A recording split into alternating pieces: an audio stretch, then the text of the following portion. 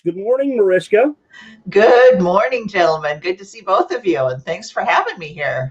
Yeah, well, we're happy to have you. This young lady is she wears many hats in the real estate business and has been doing it a little while, right? For a Just few minutes anyway, Marishka. for a few minutes. So tell us a little bit about yourself. Well, let's see. I was born in no. I was born at a very early age, right? Yeah. So I guess I got my start in real estate. Actually, truly at an early age. My dad was a builder, and so I was kind of grew up around real estate. And when I was in my 20s, I worked as a mortgage loan originator, and then I left that and went into healthcare for a while. But my husband and I started investing in about 2010, and we had always done creative deal strategies. Actually, Eddie Speed was one of the first people that we ever met, and that just kind of resonated with us doing notes. But the note business was very different back then. Yeah. And we were just doing a lot of different things than we are in this market. And then we kind of moved into doing a lot of lease options, and that was really the mainstay of our business. From about probably 2012 to about 2016, 2017, and just doing a lot of lease options. And then we kind of fell back into the note business. We actually ran into Eddie Speed one time, and he said, "You guys need to take another look at what's going on in the note business." And it took us a while to kind of do that. And then when we did, we said, "Oh, wow." And we jumped back in. But along with that, I decided about a year or so ago, I guess it's been a little more than that, to get my real estate license. And so I'm also a realtor. So so I wear a few hats. So Mariska, we've all been there. I've had mortgage brokers licenses and real estate brokers license, salesman license, and don't have any of those anymore. Let them all go. But I get it, right? And you were in a hot market. You and Larry and by the way, Larry Gill, Marishka's husband, is going to be our guest on February 10th, and he's going to talk about marketing and using to properties once you've got them under bought with a sub-2 and wrap and ready to market those to a penalty box buyer. So Larry's going to be our guest here in a couple of weeks. So. Yeah. So yes, you guys moved, you relocated, you were in Seattle, and you just decided you wanted a change of view, so you moved to another beautiful place, right? We did, and that's the beauty of this business, right? It's totally virtual. And we were visiting here in this early summer, and we said, "What on earth?" It was kind of on our 5-year horizon, and we said, "What on earth is keeping us?" And then the question became, how quickly can we do this? So in a matter of just a couple months, we up and moved, and we're still here in Coeur d'Alene and loving it. Right, well, I was talking to you one day, and the next time I talk to you, you're moving, right? But you've invested all over the United States in your note business. I mean, you've invested in Ohio and Indiana and Michigan and everywhere in between, and that's the beauty, right? That's the beauty of being in the note space, being the bank, right? Absolutely. The bank doesn't really care where you are. I mean, as long as it's not, a slum area or something like that. And even there's strategies for that too, but that's just not what I prefer. But right. You can invest anywhere you want because the technology is available, the resources are available. If you have a computer and a phone, you can do it from anywhere. Amen to that. So, Marishka, you've got a little deal here that I'm going to pull up here real quick, and we're going to talk about this. So let's be in my backyard. Yeah, it's right there. It's actually a deal you did there. So I'm going to pull that up. And so let's see. There we go. So Marishka, this was a deal in you said this was your hometown, right? It's town I grew up in, actually. Yeah. Say it one more time.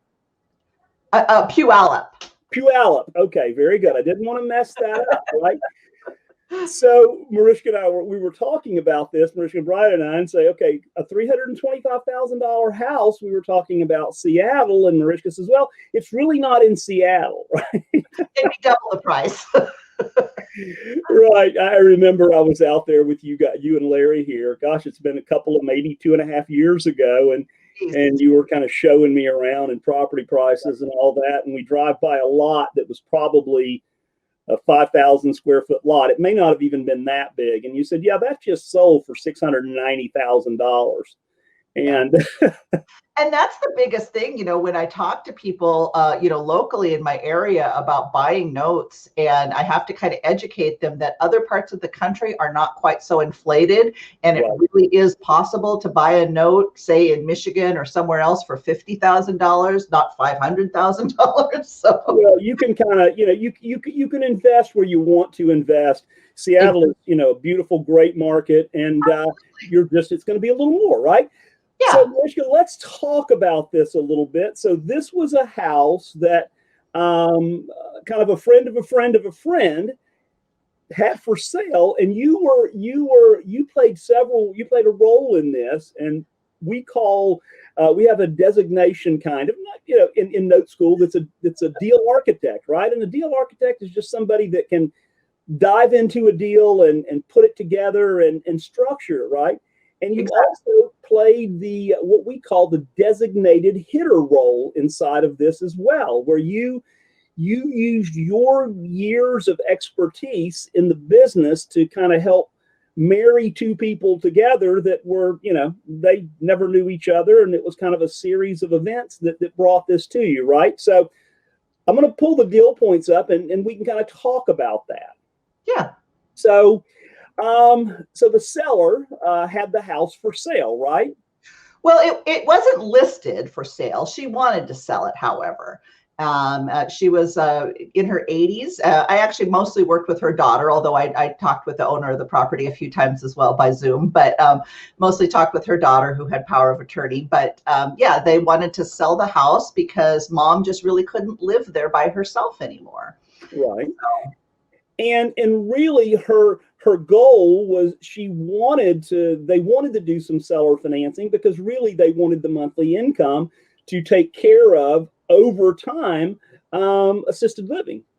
That's right. They actually didn't really know what they wanted. When they first came to me, they talked about doing a lease option. I don't know if they had come to that idea on their own or if the person who referred them to me had mentioned that because, they knew that that's what I did. But in talking with them and finding out what their goals were, I said, you certainly could do a lease option, but, seller financing might be a better fit. And as we talked about the pros and cons of both of them and what their goals were, they said, seller financing just really makes more sense for us. And, Marishka, this brings me to a point here, and that is in the Note School world, we always talk about, and by the way, guys, make sure that you get the book, the COVID edition of the Moneyball book. Scott's going to put the download on the screen there. And this is what we talk about in that book if you haven't already gotten it.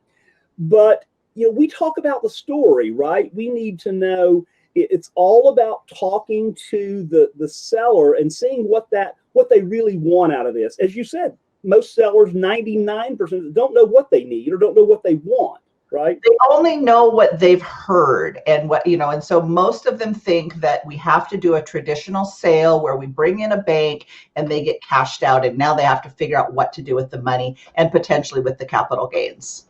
Right. So meanwhile, back at the ranch, there was another buyer out there who was, I think you said he worked with Boeing. Yeah. And he was furloughed. This was back in May. So we were 3 months into the pandemic. That's right. He's been pre-approved to buy another house. But what happened with that, Marishka? Yeah, well, it kind of blew up. He was just a couple weeks away from closing and his company furloughed him. And so he said to himself, gee, I'm an able-bodied young man. I'm not just going to sit around and collect unemployment. I'm going to go out and get a job. So he went to Home Depot, which of course was hiring and he was getting overtime and everything. And then when they went to check his employment again prior to closing, they said, oh, you're no longer working in the aerospace industry. We can't you no longer qualify for this loan. And he'd been approved at 3% or whatever the, great rates were back then.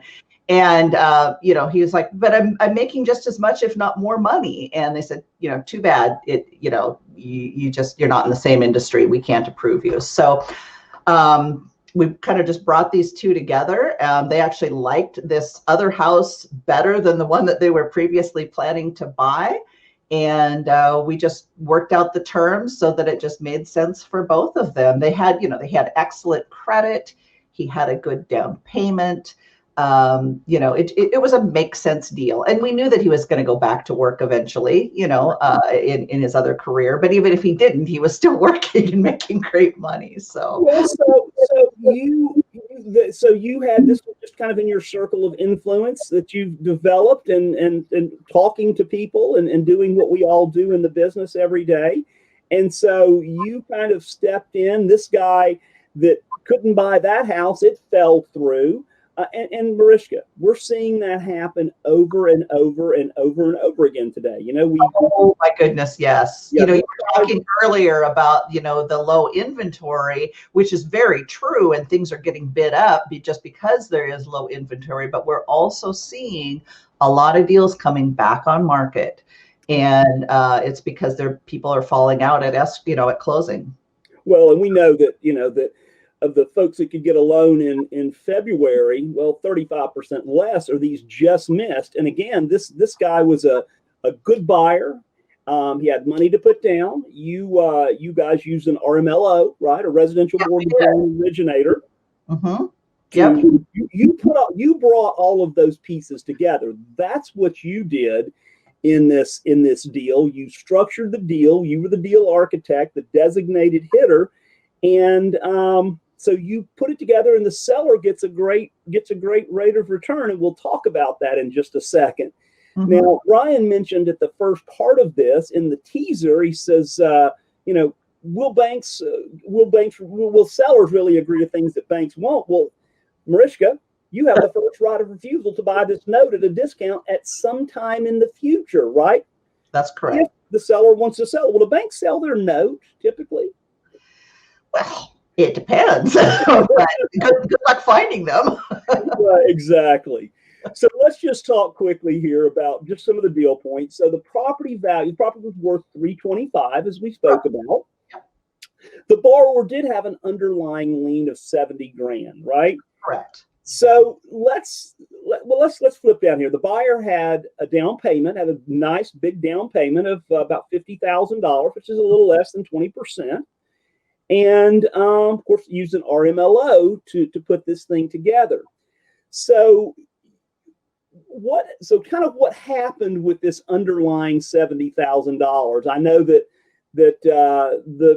the seller was saying, should we pay this off or should we keep it? And if we kept it, there wouldn't be a problem. If they kept it, it would just be could do a subject to and then wrap it, right? So what did the CPA say, or the seller's CPA tell the seller about this? Yeah, well, I was a little anxious. It was actually their financial planner, and sometimes they've been known to blow deals up.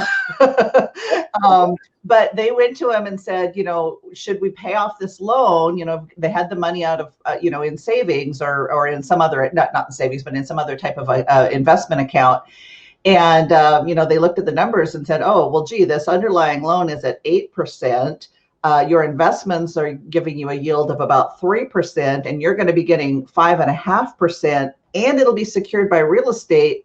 Yeah, that makes sense all day long. This is what you should do. So they just paid off the underlying loan. And so there's just a straight first mortgage with no wrap. So let's look at the numbers on this. So the sale price was $325 and sold the house for market value. The borrower was a borrower that, had good credit, solid down payment, qualified debt to income ratio was all good, ability to repay. All of that was good. Yeah. So we've got a 275 loan, and so it was 5.5% for 25 years with a P&I payment of $1,689. Now you made a different recommendation than the 5.5, didn't you? Yeah, I did. I actually wanted them to come in with a little bit higher interest rate. And the seller said, I just don't feel comfortable doing that. And so, It's So their the seller said they didn't feel. That's right. 7, but they were great with 5.5. They were great with 5.5. And the key was, from the borrower's standpoint, is they said, we just want to keep our all-in monthly payment to around $2,000. Right. So we just backed into the deal and said, okay, well, if we are at 5.5%, if we did 25 years, that'll give us a payment of $1,689. We add taxes and insurance, and boom, they're at like $1,998 or something like that. So. Exactly. And, we talk about this, Eddie and I and Brian talk about this all the time. We take the exit. How are we going to exit this deal? And then we back into it as to how we're going to craft this thing, right? How we're going to put it together so that it works for both parties. Because, we're not interested in doing seller financing or showing people how to do seller financing on junk properties with not great buyers, right? We want a loan that's going to pay either our bank or the seller's bank in this case for a long time. And in this case, it's 25 years. Absolutely. You could have done this differently, but let's just look at the note here real quick. So this seller, she is 80 years old, and some people would say, well, oh my goodness, they went 25 years, but that's okay, right? It doesn't matter that they went 25 years, and there is, and mom may live to be 105 years old, right? And they have longevity in their family, but we talked about that. I said, just as a house is inheritable, a note is inheritable. So if you want to take the note and get the payments, that's fine. If you decide you need to cash out at some point, hey, I'm happy to buy it. Well, there you go. You got the first right of refusal to do that. So, and we'll talk about what that looks like here. So Marishka, you did this a little bit differently. You made a $10,000 profit on this deal, and you just you were the deal architect, the designated hitter. You just stepped in and you just took the puzzle and you just put the puzzle pieces together for these. Correct. Folks, right? Correct. And I just made sure that, even though they're not subject to Dodd-Frank, this is a one-off deal. I said, let's do the RMLO. Let's make sure that we have it set up with the servicing that's going to make your life easier. Plus, it'll make your note more valuable, And so we're just trying to cover all the bases and just make sure that they had a good quality product that was going to take care of mom. And Marishka, that we talk about this, often, and you and Larry and I and Eddie and Brian and also talked about this together. And there is the deal after the deal, right? At some point in time, and we would say, some probably within the next 5 to 7 years, that you will end up buying this note at a discount, right? Yeah. Very, very high probability. And so what does that mean for a seller? Well, it means that at some point in time, something may happen to mom or to grandmother, but we hope that it doesn't, or they may have a different need. And so you've got the first refusal to pick this note up at a discount in a few years. And if you do, there's different exit strategies. You guys could keep it for income yourself, but you bought it at a discount, probably a $50,000 discount off the balance. Or you could sell a partial, and things like that. So there are many, many different exit strategies that you can do with this. And so again, but you could have bought this subject to from the seller, and then you could have sold it on a wrap note to the buyer, and you could have made some money now and then money over time. But again, this is a one-off deal for you. And let's get you back. I'm going to get myself back up on there. So I'm going to take my PowerPoint down. And Joe, let me kind of jump in here too, because one of the things that came up in the comments a minute ago was, how did she make 10 grand? And let me be very clear about this. This is not, we've tried to show you so many different ways to go out and accomplish the deal. And she's going to make $10,000 because of what she has between her ears, right? She has a specialized knowledge to be able to structure a deal, and she gets paid a fee for doing that. And in this case, she's essentially stepping in as what we call a designated hitter, right? In baseball, a designated hitter plays one role, and it's to hit a home run when they step up to the plate. Well, somebody brought in Marishka and said, hey, we need you to help us do this deal. And she puts it together and is able to generate a fee for doing that. Now, let me be very clear. We're not saying that you can go out and just represent anybody there. You know, we're not going to sit here and tell you there's legal advice coming across the screen. Make sure you learn the right way to do this. The point is this, that as a designated hitter, or by being the subject matter expert, you could be doing this with none of your own money. Marishka didn't need to use her credit or anything else to be able to go out and do this. She simply learned how to acquire the skill set and then goes out and puts it into place. And one of the biggest things is she helped someone in her community sell a house, and she help someone acquire a property when the banks were not willing to be friendly and were not willing to consider some of their income at that time. And there's a lot of people hurting right now in our communities that are in situations like that. And so it's a really cool way to see Marishka help multiple people, all because of some knowledge that she put inside of her head. So Marishka, closing thoughts here? Yeah, well, I think Brian summed it up really well. I mean, our guiding philosophy is always, whenever we're doing a deal, it has to be a win-win. We don't want anyone to be a loser in the deal. And if you acquire the knowledge and you're always trying to think, how can I make this a win for everybody? I mean, the buyers walked away feeling like they were winners. The sellers walked away feeling they were winners. I made a fee, you know, for my efforts, you know, plus, you know, there's potential future income down the road. So, I mean, that's really, if you go into it with that mindset, we can do a lot of good. And there's just so many opportunities right now with banks. Just their credit is just, you know, the rates are great right now, but the credit market is so tight. And so there's so many make sense deals out there that just aren't getting done. That's so good. Thanks Very good. so much. Marishka is one of the smartest ladies I know. And and we've known each other a little while now. So thank you so much, Marishka, for being it's my pleasure.